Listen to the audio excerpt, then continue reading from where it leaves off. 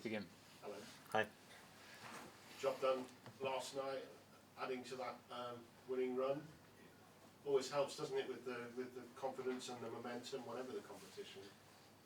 Absolutely. I think it also shows the squad. I think we have been doing a lot of changes to our starting 11 between the league games and the Conti Cup games, and we're changing back and forth, and I'm really impressive with the players how they handle that, because we also play very different oppositions, and there are things that changes there that we need to do on the pitch, and we're getting players back from injuries, and we're investing time in them, so there's a lot of components there that doesn't make it as easy as you sometimes wish maybe it could be, but that's good. Obviously a very different looking team last night to the team that will take to the pitch on Sunday, I assume, but did anybody catch your eye particularly? You might be holding their hand up and saying, yeah, boss, play me in the WSL? I think always, and that's the competitive nature that we have in the squad, that there is a lot of qualities, and therefore I enjoy every opportunity we have, both to see them in games but also in training, and we don't have any permanent team selection at Arsenal. We select for each game what we think is going to be the best team, so of course I study very carefully. So as I alluded to, that's 7 wins now on the bounce in all competitions. Again, how important is that to get momentum with, as you get to the business end of the league? To win football matches from a results perspective is the most important thing in football. Doesn't mean that just because you win that everything is good. It's the same thing when you lose football matches. So I still think our focus needs to be on how we do things, and there are, as always, room for improvement, and we need to focus on that, and we need to take that to the next step. But to find ways to win football matches is really, really important, and to get that as a winning culture, it's really important, and I think you can see that because sometimes the experiences can help you in getting belief, and we have been able this season to turn a lot of games around, also in the time from 85 minutes plus. I think it helps a little bit with how the referees now are managing the time, that we know that we will get the time back in a much more like truthful way than we had been before, because they add on time for more situations. I don't think it's fully compensated still, but it is for more situations, which I think gives us a better calmness as well, to play those final minutes of the game. I think it's the first London derby of the season. Are they a bit special, London derbies? Every derby is special, of course, but like as a coach, it's 3 points, and that's the important thing. And like we spoke about before, it's a really competitive league. It's a 22 game season, so every game plays a really, really important factor into the end result. And I think you see a team like West Ham, and just to making that point on competitive league, I think their performances, like I saw them against Aston Villa, I think it's a really strong performance. I think they're really unlucky going away from that game with not any points in the book, and it just shows that it's not as easy anymore. So you just look at the league table position and you try to draw a conclusion if this is a weak or a strong team. It's like West Ham is strong. It's a competitive team. They're well organized. They work really, really hard together, and they're gonna pose difficult questions to any team that plays them. And I'm about to do just that. Look at the league table, and obviously they're a mirror image of Arsenal, really, in that you've won 5 and lost 1, and they've lost 5 and won 1. But your message is that to the players that don't take this for granted. There are no easy games in this league. Exactly. It's the most important game we have because it's the next one. Like I said, their performances definitely command respect, West Ham, and we need to be a very good version of ourselves on Sunday. Talking about London derbies, I think Chelsea coming up in a couple of weeks. I understand already with more than 2 weeks to go, 50,000 tickets have been sold for that match. Again, looks like you might be getting pretty close to filling out the stadium. How impressive is that? I think we should sell out. I think the game will. It's a great game. We're already at 50,000 tickets sold. Don't miss out. Buy a ticket. Bring a friend. Bring a family member. And let's get a sellout for the first time in our history in WSL. I think this is a great occasion for that, and I think everyone should be pushing for that. A top salesman as well as a top coach. At least a top salesman. And just finally from me, Beth Mead back in the England squad. You must be pleased for her. I am, of course. It's the individual level. We're working in a team sport, but we all know that of all these players that we have, they all have individual hopes and dreams, and their journeys is highs, there's lows, and they work so many hours, and sometimes you can't control all the things in that process. To see her returning to England again, it's really pleasing to see, and it's going to be exciting to follow her at the international break and see what she can contribute with here. Thank you. Thank you. Thanks, Gary. Tim.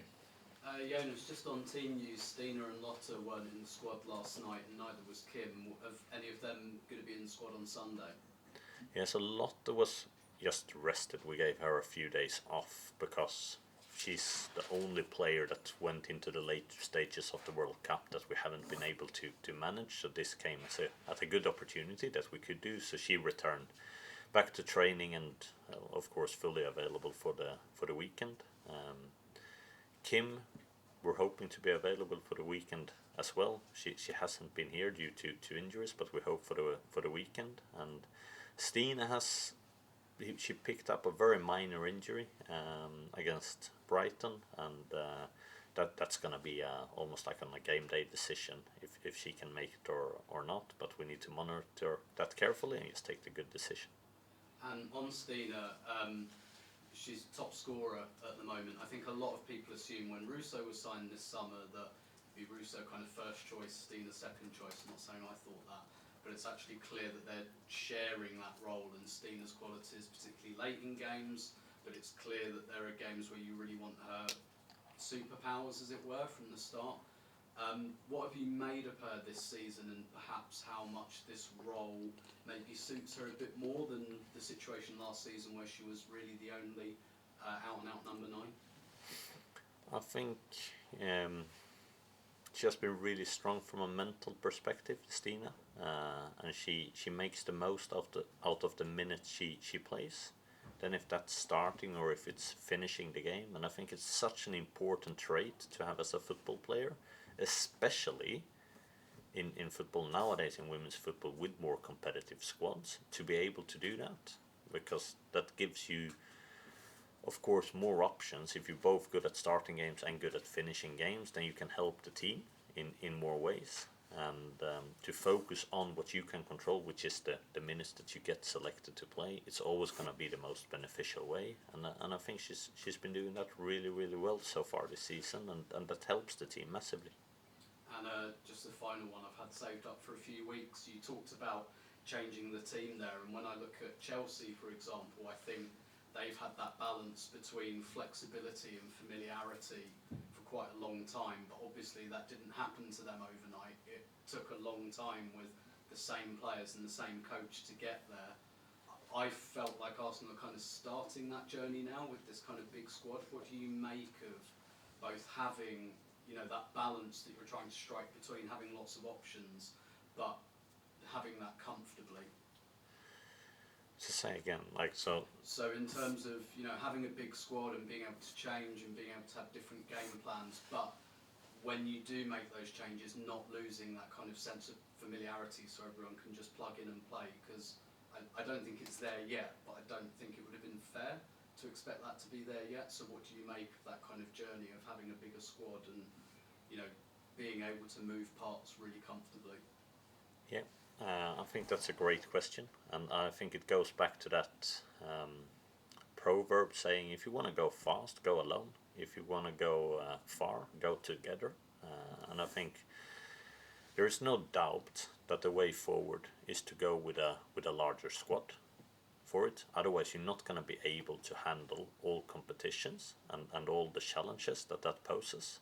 But then comes that question to say, like, how fast can you go now when you try to implement things and you don't only have to worry about 11 players that will play with each other week in, week out. Of course, that goes faster to implement something, but you also becomes a lot more vulnerable when those players can't play for it. So the solution to that is, of course, like you're saying, is to implement that in the whole squad.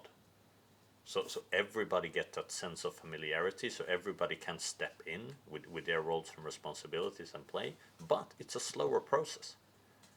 It has to be, because the time is of course different, and it needs to be divided out onto more people. So you need to have more trust. You need to have a little bit more patience in the process. You have to try and make the most of every second that you're working with it, but it is a slower process. So I think it's exactly like how you frame it up in that way there. And I think as long as you're using every second as good as possible, that's going to be really, really important for us. And I'm 100% sure of that this is the right way to go with a larger and more competitive squad, because it's the only way that we're going to get to a point where we can challenge in all the competitions that we want to do. Thanks. Thanks then. Susie. Hey, Jonas. 50,000 tickets sold for the Chelsea game. Huge contingents of Arsenal fans travelling home and away at the moment. Obviously, there's a myriad of reasons why players join clubs, why they stay at clubs, but how impactful are those crowds, those tendencies, and that atmosphere on the mood of the players? What makes them want to stay at Arsenal? Why they want to come here? I think, of course, that's one factor that is really important, because I think everyone that is a part of this Arsenal team, we feel that support, and we feel that special bond, and we're so grateful for having it. I think when you see the growth in women's football, I think attendance figures is perhaps the most important growth factor into it, because the reality is that there is not the prize money structure in the European competitions yet that will give you like a huge advantage of going into the later stages there. It's more, it will cover your expenses type of thing.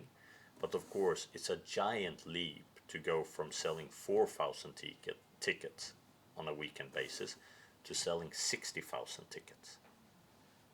That's a huge leap to do, which grows revenue, which enables sustainability in investing into the team, which should be able to give you more sporting success, which should be able to generate more attendance, right? So if you get on that flywheel effect. So I think that is great, the interest we have around the team. We just need to, as a club, and like we're doing really well at the moment, to capitalize on that, and to making sure that's one of the things that makes Arsenal stand out compared to our competitors at the moment. And we should really try our very, very best to generate momentum for that, and to have that as a foundation to drive sporting success in a way that our competitors at the moment shouldn't be able to do, but we can do.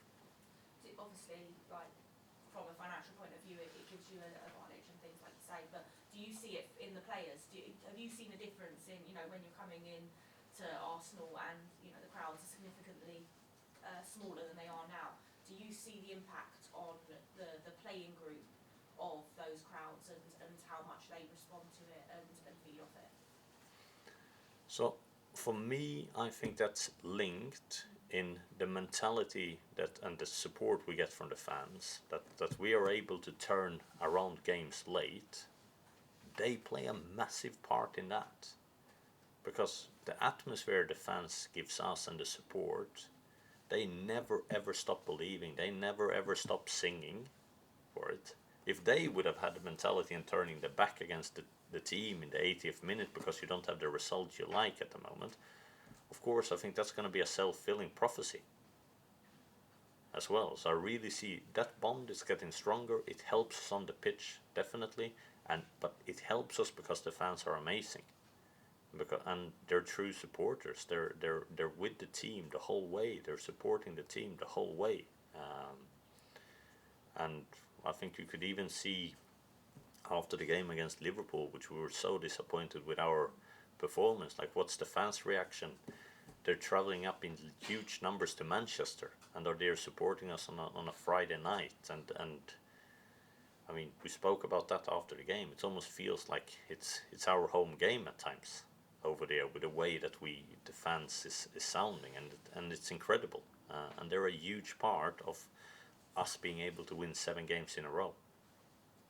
And then last one on Alessia Russo. Obviously, we're a few months into her time at Arsenal now. I was wondering if you wanted to give us a feel for how you feel she's settled into the side. You know, there's sometimes people look at the number of goals and the stats, which I personally don't necessarily agree with in this case, and say maybe she's not scoring as much as she should be. I wondered if you wanted to give a little bit of a feel for what you see she's brought, her qualities, how she's settled in, and her all-round game. Yeah, I think it's always a big step when you move to another club, and like you're saying, it's far more things to consider than only to be on the pitch.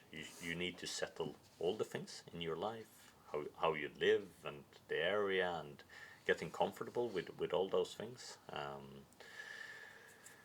Alessia works so hard. She's such a great individual and team player to have in the team. Do we have room for improvement for her in how we can involve her more, especially in the offensive penalty area, and get more touches in there, get more shooting opportunities? Absolutely. Especially when she's playing the number 9 position, I think that has to be the aim, that she's getting more involvement there, because that's going to lead to more goals. From a finishing perspective, and I said that before, she's probably the best finisher that I ever worked with. I really think she can finish in a lot of different varieties. She has great pace in her finishing, so for her it's more a number of how many times she can come to the finishes, rather than to the quality of what she will be doing with those opportunities. But there are things we're working with. But from her application and the effort she's putting into to Arsenal and to improve, amazing. And that's why I'm so sure she will have a great future with us. Awesome, thank you. Thank you. Susie. Rebecca. So a lot of the younger players that are out on loan at the minute are having huge success. There's been a lot of England calls up in the last day or so. I'm just curious, how much of a relationship do you maintain with the players that are out on loan at the minute? Because a lot of them have only made 1 or 2 appearances for the first team, but kind of have started making that impact already. Just curious what your stance is with them at the minute. Yeah, so you're right, and that has been a real shift from last season to this season, that we have a lot of young, really talented players out on loan to get the experience to play first team football. With each one of them that's on loan, we follow them up on a weekly basis, watching their games and so on.